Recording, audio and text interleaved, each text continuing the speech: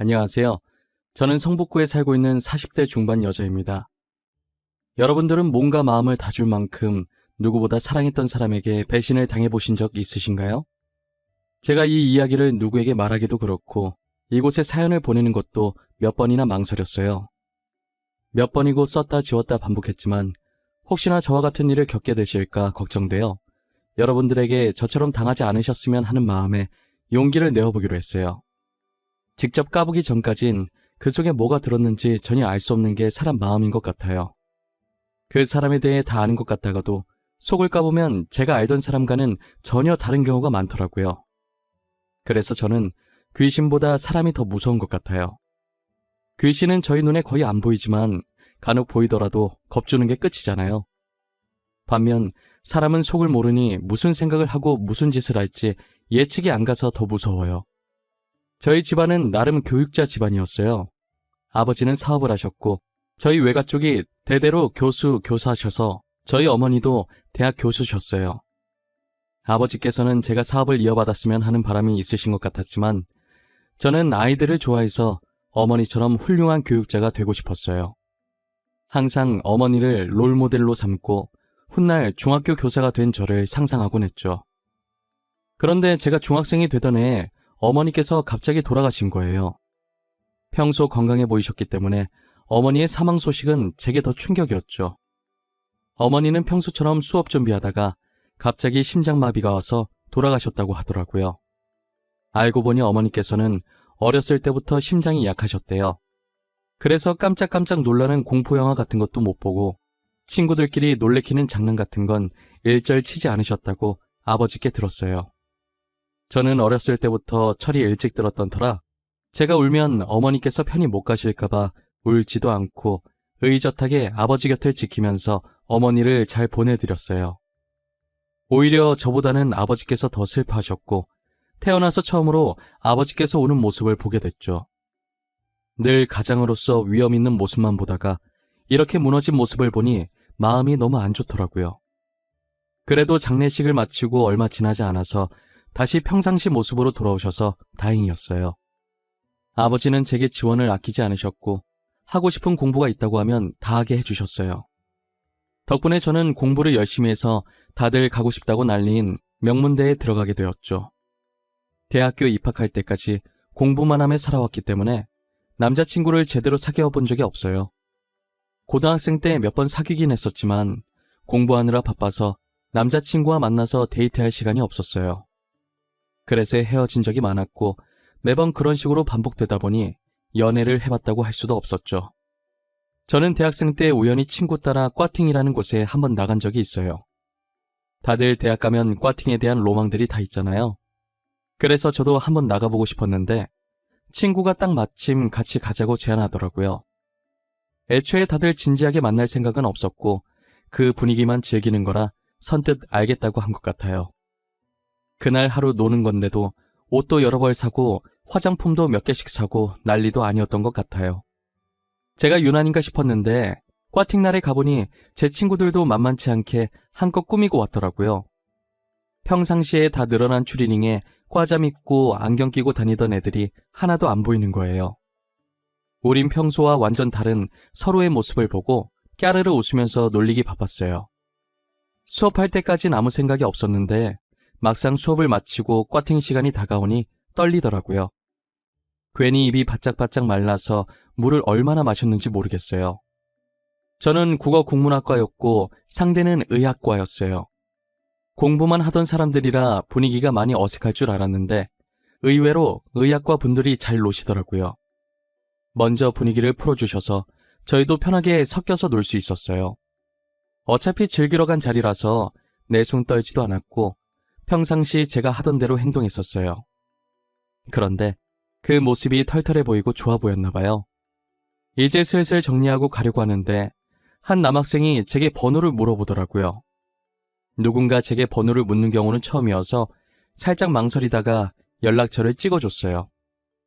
제게 연락처를 물어본 사람은 의학과 학생들 중에 제일 나이가 많았었어요.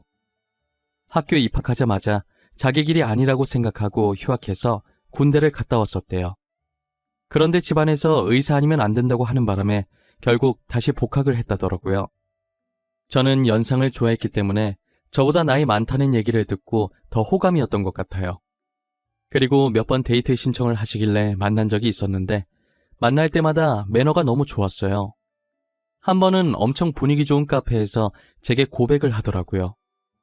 저는 제대로 된 연애는 처음이기도 하고 만난다고 해서 다 결혼하는 건 아니니까 처음엔 이 남자와 가볍게 연애를 시작했어요. 그런데 알면 알수록 너무 다정하고 세심해서 남자친구에 대한 제 마음이 점점 커지더라고요. 남자친구는 의대생이라 저보다 할 일이 많아서 학교 생활을 바쁘게 보내고 있긴 했지만 저를 만날 시간을 꼭 내서 틈틈이 데이트를 자주 하는 편이었어요. 예과생 때는 그렇게 데이트를 자주 했었는데 본과생이 되고 나서는 예전보다 자주 못 보게 되더라고요. 그래도 서로에 대한 마음은 변함이 없었어요. 어느덧 시간이 흘러서 저는 임용시험을 준비하고 있었고 남자친구는 전문의 준비를 하고 있었어요. 평소처럼 공부를 하고 있는데 속이 니글니글한 게 이상하더라고요. 제가 스트레스 받으면 자주 체하는 편이어서 이번에도 체했나 싶어서 대수롭지 않게 여겼어요. 그러다 옆에 있던 물을 마시려고 하는데 물 비린내가 심하게 느껴지는 거예요. 살면서 한 번도 물 비린내를 느껴본 적이 없었는데 갑자기 이러니 당황스럽더라고요. 마시려고 입에 대려하면 헛구역질까지 나서 결국 물을 못 마셨어요. 그날 하루 종일 아무것도 못 먹었고 병원에 가야 하나 생각하던 와중에 설마 하는 생각이 들더라고요. 급하게 예정일을 확인해보니 원래라면 지난주에 했어야 했는데 아직 안 하고 있었어요. 저는 스트레스 때문에 불순이인 거라고 제발 그것만은 아니길 바라는 마음이 간절했지만 제 바람과는 다르게 테스트기를 해보니 2줄이 선명하게 찍혀 있었어요. 2줄을 보는 순간 저는 망했다면서 제 머리를 잡아 뜯었어요. 이게 제 잘못만은 아니기 때문에 남자친구한테 알려야 할 것 같아서 테스트기 사진을 보냈어요. 바빠서 못 볼 줄 알았는데 제가 사진을 보내자마자 전화가 오더라고요. 방금 보낸 사진 뭐야? 설마 임신 테스트기야? 이거 너 거야? 나한테 장난치는 거 아니지? 지금 만우절 아니야. 만우절 3일 남았는데. 장난치는 거 아니고 저거 내 거 맞아. 방금 해본 거야. 오늘 속이 너무 안 좋아서 혹시나 싶어서 해봤는데 2줄 나왔어. 진짜야? 너 임신한 거야? 우리 엄마 아빠 되는 거야? 병원은? 지금 바로 가야 하는 거 아니야? 속 안 좋은 거 말곤 아픈 데 없지? 아픈 곳 없고 병원은 조금 이따 가보려고. 오빠는 걱정 안 돼? 우리 아무것도 준비한 게 없잖아. 아직 제대로 된 직장이 있는 것도 아니고 말이야. 이 아이 낳는 게 맞는 걸까? 무슨 말 하는 거야? 우리 얘기 듣겠다. 내가 너 먹이 살리면 되는데 뭐가 걱정이야? 우리 얼른 부모님께 인사드리자. 배 불러오기 전에 결혼해야지. 임신했다고 하면 남자친구가 엄청 고민할 줄 알았는데 망설임도 없이 결혼하자고 하는 거예요. 제게 1초도 고민 안 하고 낳자, 결혼하자 하는데 솔직히 너무 설레고 듬직했어요. 저는 임신해서 바로 결혼할 수 있을 줄 알았는데 부모님 반대가 심하더라고요. 애지중지 키운 딸이 남자친구가 있다는 사실도 몰랐는데 거기에 임신까지 했다고 하니 저희 아버지는 뒷목을 잡으셨죠. 그래도 자식 이기는 부모 없다고 제가 좋다고 하니 결혼을 허락해 주시더라고요. 그런데 문제는 남자친구의 어머니, 즉 제 시어머니 되실 분이셨어요. 남자친구는 저처럼 아버지를 일찍 여의고 홀어머니 밑에서 자랐었어요. 남자친구가 의사가 되길 간절히 바라셨던 분도 시어머니셨죠. 이제 정식으로 의사가 될 날이 얼마 남지 않았는데 결혼을 한다고 하니 당연히 탐탁지 않아 하셨죠. 더군다나 저는 아직 직장이 없는 상태니 더 그러셨던 것 같아요. 의사가 되면 능력 좋은 여자들이 줄을 설 텐데 저같이 직장 없는 며느리가 반가우실까요? 시어머니께서 너무 반대하셔서 어떻게 해야 하나 싶었는데 남자친구한테 좋은 생각이 있다는 거예요. 그러더니 제 손을 잡고 어디론가 가는데 도착해서 보니 저희가 온 곳은 구청이었어요. 뭐야? 설마 내가 생각하는 그런 거 아니지? 오빠 미쳤어? 어머니 말면 어쩌려고 그래. 나 어머님 무섭단 말이야. 너가 생각하는 그거 맞을걸? 나 안 미쳤어. 뒷일은 내가 책임질 테니까 나만 믿어. 우리가 혼인신고해버리면 어머님도 뭐라 말 못할걸? 그래도 이건 아닌 것 같아. 아무리 생각해도 이건 아니야. 다른 방법을 찾아보자. 더 괜찮은 방법이 있을 수 있어. 천천히 생각해보자. 응? 제가 아무리 말려보려고 해도 남자친구는 완강하더라고요. 결국 저와 남자친구는 무작정 혼인신고를 해버렸고 법적으로 부부가 되었죠. 그리고 남편은 가족관계 증명서를 떼서 시어머니께 당당하게 내밀었어요. 시어머니께서는 가족관계 증명서에 올라간 제 이름을 보고 거품 물고 쓰러지셨죠. 이미 임신도 했고 혼인신고까지 한 마당에 쫓아낼 수 없으니 할 수 없이 저를 며느리로 받아주셨어요. 형편이 좋지 않아서 결혼식 할 거면 우리 돈으로 하라고 하시더라고요. 솔직히 제가 아버지께 말하면 저희 집에서 다 해주실 것 같긴 한데 괜히 돈으로 으스대는 것 같아서 결혼식 없이 살기로 했어요.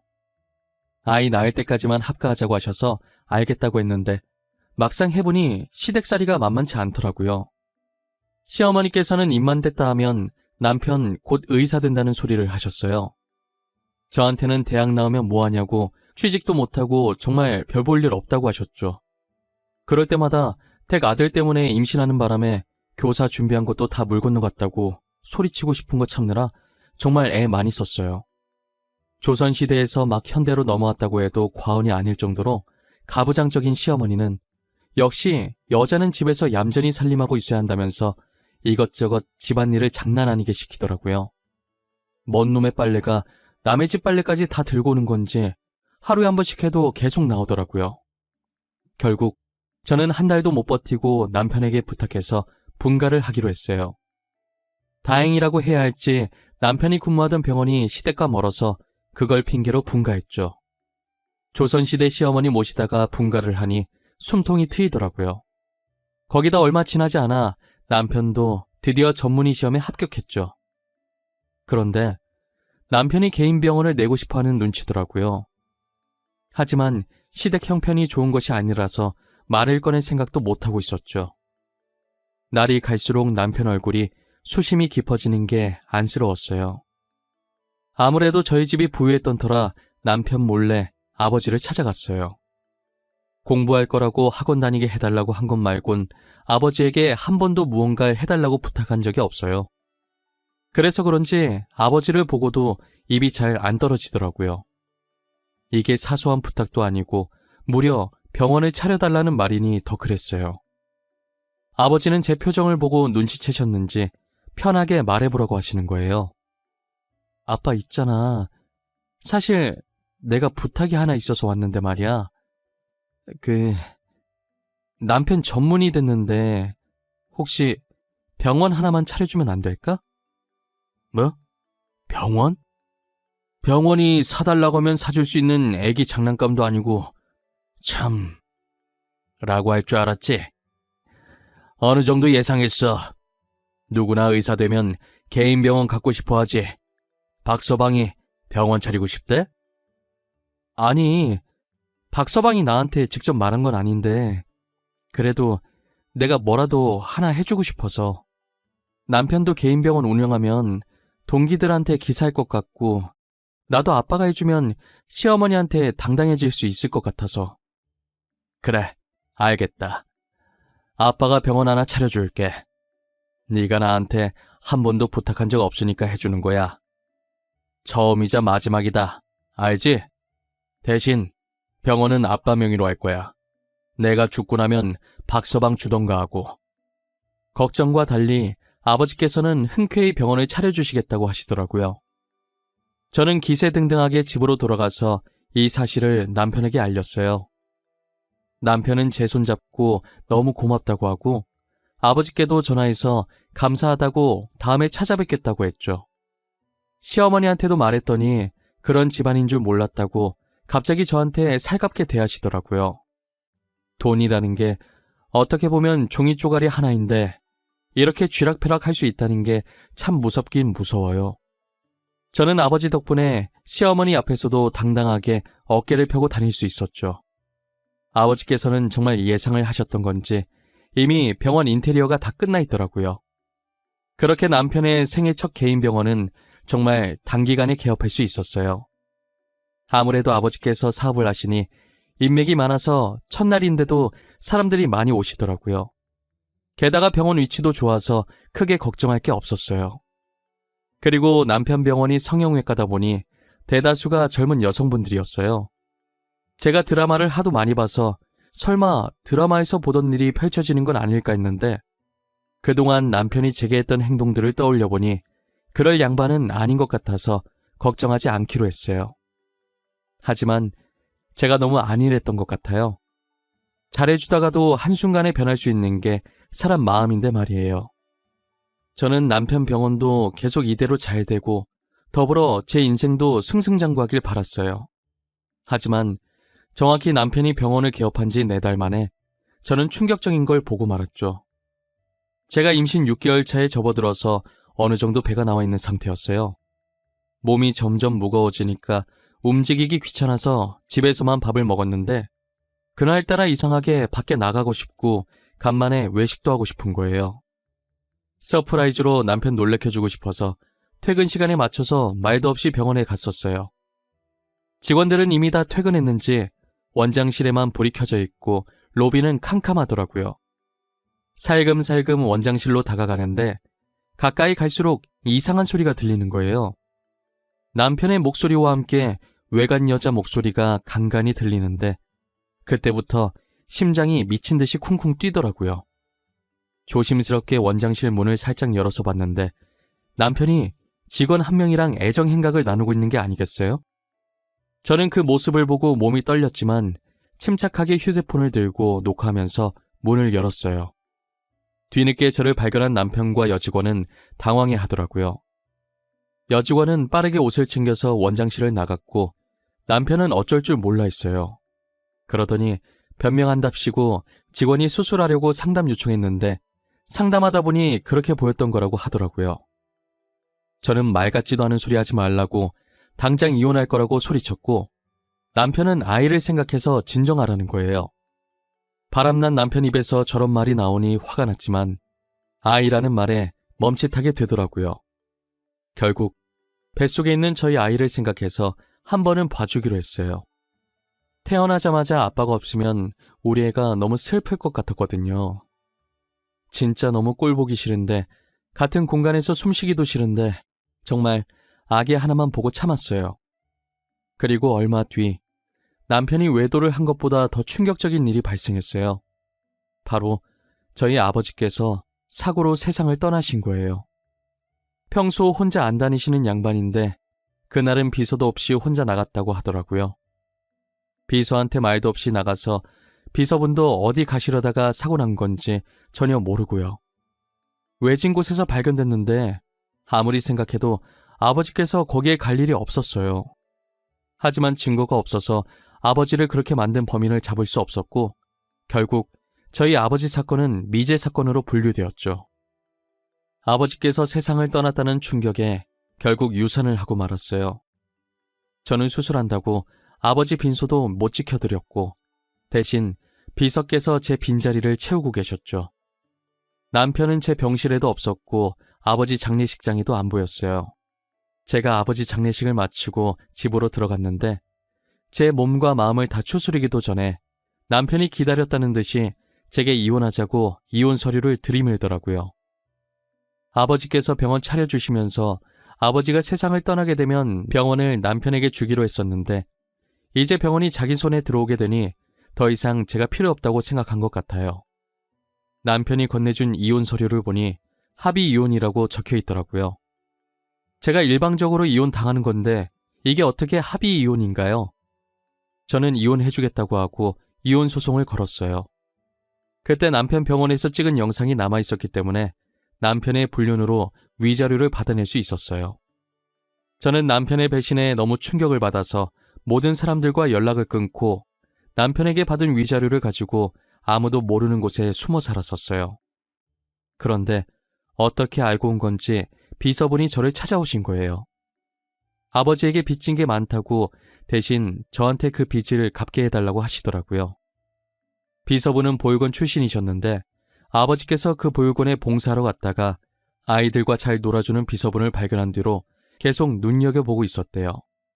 곧 성인이라 보육원을 떠나야 한다는 소리를 원장님께 듣고 데리러 왔다고 하신 적이 있었어요.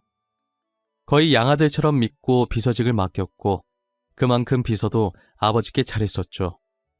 늘 저희 아버지를 친아버지처럼 생각하셨었거든요. 저랑은 어색한 사이였는데 아버지 돌아가시고 제게 도움을 많이 주시려고 노력하셨어요. 회사는 서울에 있고 저는 강원도로 피해 왔었는데 거의 출퇴근하다시피 제 집을 왔다 갔다 하시면서 상태가 어떤지 살피시더라고요. 아버지 유언장에 회사를 저한테 주기로 하셨었는데 안 받으려다가 아버지 유언이시니까 바지 사장으로 올려놓고 실질적인 대표 업무는 비서분이 다 하고 계셨어요. 저는 기댈 곳이 비서분밖에 없었고 비서분도 가족이 없으니 자연스럽게 저한테 기대시더라고요. 그러다가 비서분께 그냥 둘이 같이 살면 어떻겠냐고 해서 저는 비서분과 재혼을 하게 되었어요. 남편과는 겨우 1살 차이였고 제 과거를 아는 사람이라 굳이 숨기지 않아도 되니 더 편했던 것 같아요. 남편은 되게 따뜻한 사람이라 제 아픈 과거를 절대 꺼내지 않았고 사랑으로 보듬어 주었어요. 아버지가 살아계셨을 때 남편을 왜 눈여겨봤는지 알겠더라고요. 3년 동안 살면서 한 번도 싸운 적 없고 항상 저한테 져주던 남편이었어요. 그러다 한 번은 남편이 조심스럽게 예전에 아버지가 살았던 집 얘기를 꺼내는 거예요. 자기야, 나 진짜 고민 많이 하다가 말하는 건데 우리 예전에 아버님께서 살던 집에서 살면 어때? 여긴 당신 친구도 없고 나도 회사 나가면 혼자 있는 시간 많은데 그만큼 외롭잖아. 아, 맞아. 회사. 당신 회사 집이랑 많이 멀지? 왕복 얼마더라? 그동안 당신 출퇴근하기 힘들었을 텐데 내가 이기적이었네. 아빠가 살던 집으로 가자. 아니, 출퇴근이 힘들어서 그러는 거 아니야. 3년 동안 잘 다녔는데 뭘. 그냥 당신이 많이 외로워 보여서. 왜 그런 사람 때문에 당신이 이러고 살아야 하는지 모르겠어. 저는 듣고 보니 남편의 말도 맞다고 생각했어요. 생각해보면 잘못은 전 남편이 있는데 제가 왜 궁상 떨면서 이러고 살았는지 모르겠어요. 그렇게 저희는 3년 반 만에 고향인 서울로 올라오게 됐어요. 남편은 한쪽에서 이삿짐을 풀고 있었고 저는 오랜만에 다시 만난 집을 둘러보고 있었어요. 아무도 없는 집치곤 깔끔하길래 놀랐는데 알고 보니 남편이 주말마다 와서 관리해줬더라고요. 저도 신경 안 쓰고 있던 아버지 집을 남편이 소중히 관리해줬다니 고마워서 눈물이 고였어요. 이삿짐을 풀고 있는 남편을 보면서 눈물이 흐를랑 말랑 하고 있는데 누가 뒤에서 제 이름을 부르더라고요. 지아은씨? 지아은씨 맞으시죠? 3년 동안 찾아왔었는데 아무도 안 계시다가 드디어 만나 뵙네요. 저는 지은석씨 전담 변호사였던 김철우라고 합니다. 안녕하세요. 아, 네, 안녕하세요. 근데 변호사님께서 3년 동안 저희 집엔 어쩐 일로... 혹시 저한테 무슨 볼 일이라도 있으신 거예요? 지은석씨 앞으로 건물이 하나 있었잖아요. 성형외과 건물 말이에요. 그 건물 때문에 말씀드릴 게 있어서 왔습니다. 전화도 드렸었는데 없는 번호라 떠서 전달이 늦었네요. 아버지 유언장대로면 이미 전 남편 명의로 넘어갔어야 할 병원인데요? 그 건물에 무슨 문제라도 생긴 건가요? 그럼 전 남편에게 연락해 보셔야 할 것 같아요. 무슨 소리세요? 지은석 씨께서 유언장에 그 병원을 지아은 씨 앞으로 해달라고 하셨었어요. 아, 그리고 병원도 병원인데 혹시 지은석 씨가 사용하시던 휴대폰 잠깐 볼 수 있을까요? 저희 아빠 휴대폰이요? 어디 놔뒀는지 몰라서 집안에서 찾아봐야 할 것 같은데 아빠 휴대폰에 뭐가 있나요? 저도 그게 궁금해서요.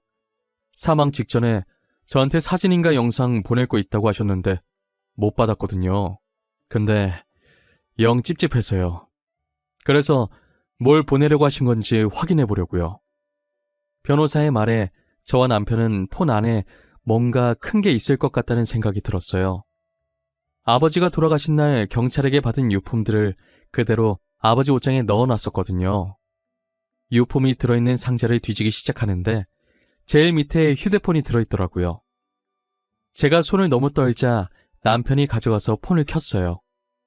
3년 만에 켜는 거다 보니 배터리가 없어서 켜지지가 않았고 저희는 급하게 충전선을 연결했어요. 충전선을 연결하자마자 아버지의 휴대폰이 켜지더라고요. 곧장 사진첩으로 들어갔는데 그때 생각하면 아직도 아찔해요. 영상 하나가 들어있었는데 아버지께서 사고를 당해 쓰러지는 순간에 마지막까지 남은 힘을 쏟아서 찍은 영상 같았어요.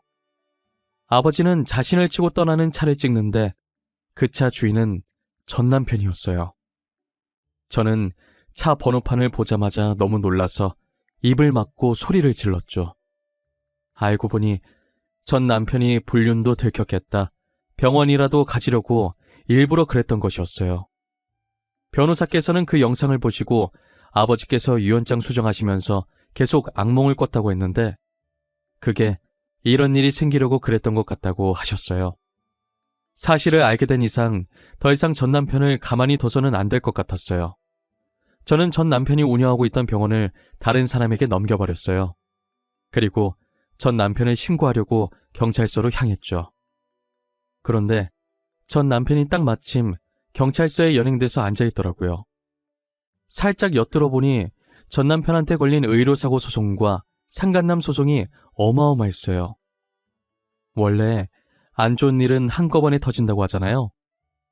이제껏 잠잠하다가 제가 신고하러 간 날 그때 한 번에 다 터진 거라고 하더라고요. 참 고소복도 많은 양반이었어요.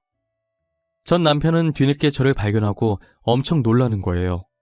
그러더니 저보고 병원 내놓으라고, 병원이 왜 제 명의로 되어 있는지 따지더라고요. 지금 나한테 그거 따지고 있을 상황이 아닐 텐데? 너 저기 쌓여있는 고소장들 다 어떡하냐? 근데 저 고소장들 내가 가지고 온 거에 비하면 진짜 약과다. 그게 무슨 말이야? 네가 뭘 들고 왔는데? 나 아무 짓도 안 했어. 너 3년 동안 어디에 처박혀서 숨어있더니 머리가 어떻게 됐냐? 내가 뭘 가지고 왔는지 알면 깜짝 놀랄 텐데. 뭐 여기서 공개? 바로 까줘? 네가 궁금하다고 하면 이렇게 많은 사람들이 있는 데서 공개하고.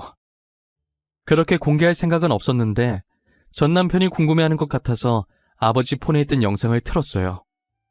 전 남편은 그 영상을 보자마자 온몸을 사시나무 떨듯이 떨고 있더라고요. 저는 새침하게 휴대폰을 다시 넣고 전 남편을 향해 살짝 웃어주고 뒤돌았어요. 그리고 곧장 전 남편을 저희 아버지 사건 범인으로 신고했죠. 결국 전 남편은 징역형을 살게 되었고, 그리고 전 남편에게 걸려있는 소송들 위자료 때문에 시어머니께서 똥줄이 빠지게 돈 구하고 다니시는 것 같더라고요. 드라마처럼 엄청난 복수를 해주고 싶었는데 그렇게 하면 저도 법에 걸리기 때문에 할 수가 없었어요. 속이 완전히 후련해지진 않았지만 그래도 아버지 억울함 정도는 조금 풀 수 있어서 다행이에요. 저희 남편은 이제라도 범인 찾아서 다행이라고, 아마 안에서 천벌받고 있을 거라고 저를 위로해줬어요. 현재 제 남편은 아버지께서 제게 남겨주신 선물 같은 사람이에요. 아버지는 사고가 아니었더라도 나이가 많이 드셔서 저보다 일찍 세상을 떠나게 될 테니 자신이 세상을 떠나게 되면 저 혼자 외롭지 말라고 제 남편을 남겨주신 것 같아요. 남편은 제게 때로는 아버지였다가 때로는 친구였다가 그리고 인생의 동반자인 소중한 존재입니다. 다른 것들은 다 잃어도 지금 남편만큼은 절대 잃고 싶지 않아요. 평생 지금처럼만 서로 이해하며 알콩달콩 잘 살았으면 좋겠어요. 이제는 저도 무거운 마음을 내려놓고 행복해질 때가 되지 않았을까 싶네요. 저의 긴 이야기는 여기서 끝입니다.